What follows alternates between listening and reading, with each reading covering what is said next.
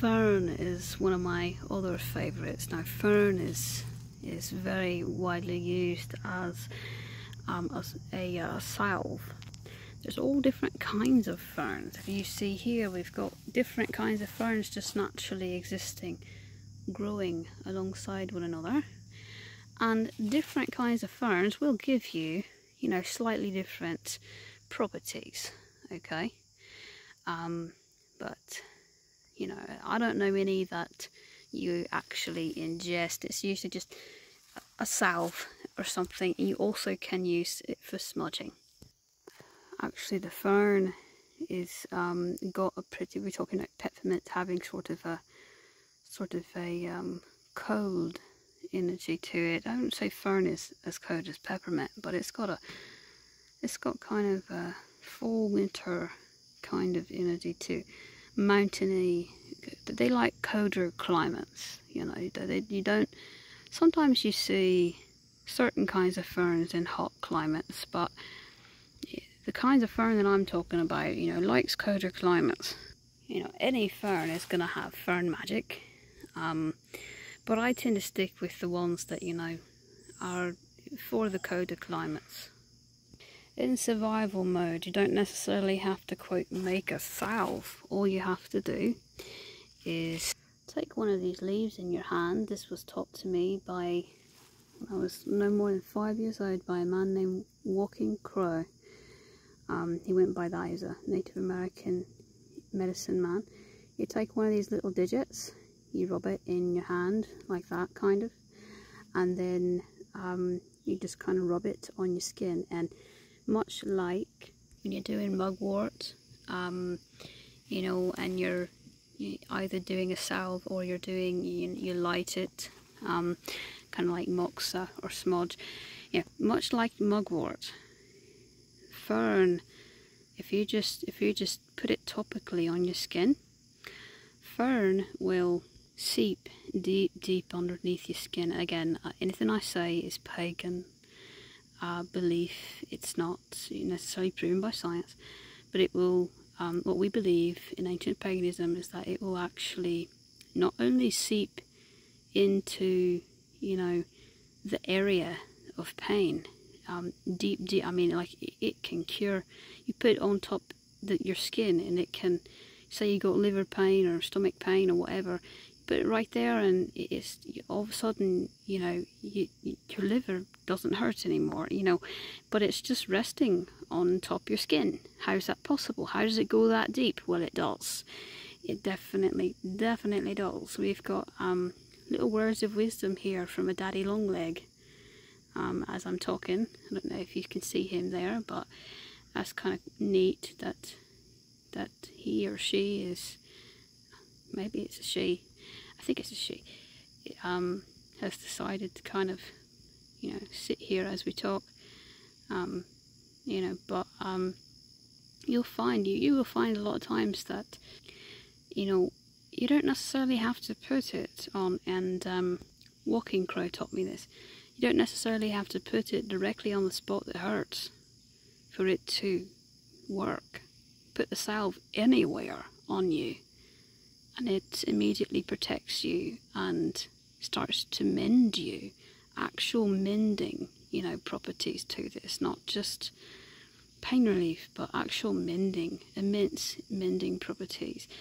You know, it's very much like mugwort, but instead of, you know, more so lighting it, you're using the salve instead of lighting it and smudging with it usually. I mean, you can do either or, but it's not necessary to light it.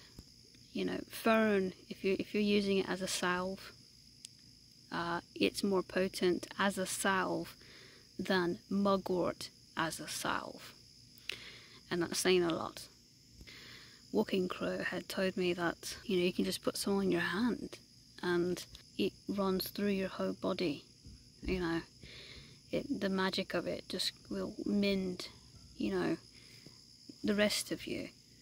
Ferns are very sacred. They're one of the most sacred herbs that I mean, all of them are sacred, but a fern is so sacred that it's said if you take too much, if you take what you're not meant to have because it's so sacred and because it's meant to be respected, if you take just a hair too much of what you're meant to have, you'll get a really nasty threefold, because it is such a, you know, the earth, the land, you know, typically needs to keep it, and what little you're allowed to have will be whatever you need, but no more than that. And so if you take more than you need ever, you know, that's assuming that you know better. You know, if a little kid comes by and just picks one, that's not gonna, obviously they don't know any better, but you know, if you know better, it's said that, you know, it's a really big do not do. I believe this spider here is getting some fern medicine, some fern magic, because it's just sitting there chilling, like it's just sitting there like it needs it.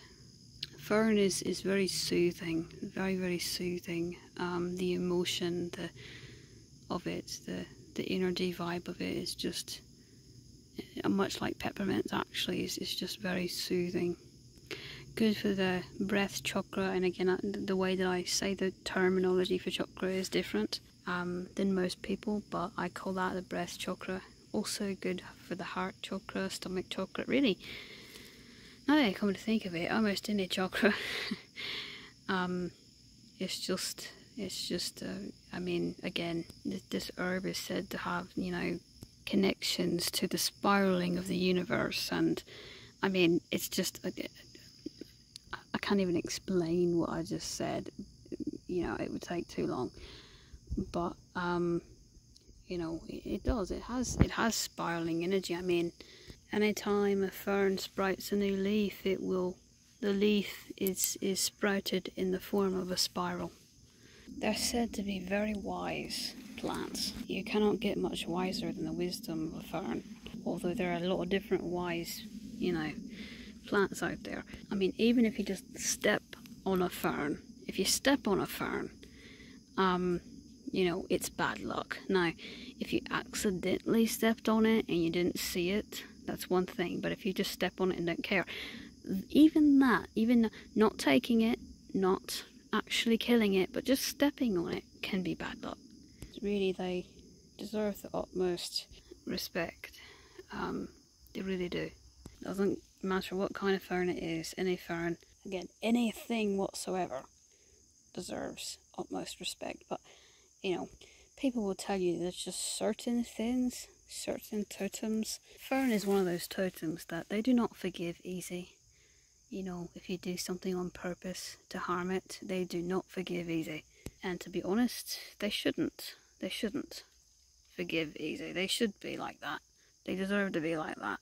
But that means that when you're doing a sacred harvest, you have to really, really make sure that whatever you're allowed to take is all that you take and no more than that. Sometimes it's so specific that it'll be like, you know, the divot or half the divot, you know, I mean, this one, that one, you know, I'm not saying actual, but I'm saying hypothetically, you know, it could skip, you know, a leaf. It could, I have a whole video on how particular it is when you do harvesting. I actually have a whole video on harvesting ferns, because you have to sense for that energy of what it will allow and what it won't. For example, you think, okay, this is bent right here just naturally. It's naturally bent. I mean, well, not naturally. An eye or someone or something, probably accidentally, a deer or something, accidentally bent it. But it doesn't want to be cut off there. It wants to be cut off right where my thumb is. And it wants the rest of that left, even though it's near end of season, and even though it's bent. So what I'm going to do, I've got an offering on my hand. It is healing iodine, and actually a lot of times offering is DNA exchange, so that doesn't mean what you think it does. It's saliva, so sometimes blood, hair, saliva, so that's what I'm going to do. When you pinch it, you got to really, you know, make sure that you don't hurt it. And there we go, it wants the rest of it to stay. And I can take this and I'll make it into salve. I've just also given it some gratitude, and really I do this anytime I take something. Very rarely do I take anything from the ferns, once or twice a year. It's really odd that, you know, I found this doing the video, because if I hadn't done the video I would not have found this. I tend to, even if I need something, I tend to not take it unless I'm desperate. So, you know, I'll wait a lot longer than I probably should. But what I'm going through right now, I have a lot of gratitude because I would not have asked, and this offered.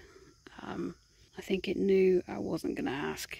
By that I mean it knew I wasn't going to seek this otherwise. When you talk about paganism, you do communicate with trees, plants. In it you communicate, you know, maybe not the same way that, you know, we talk as humans, but you communicate.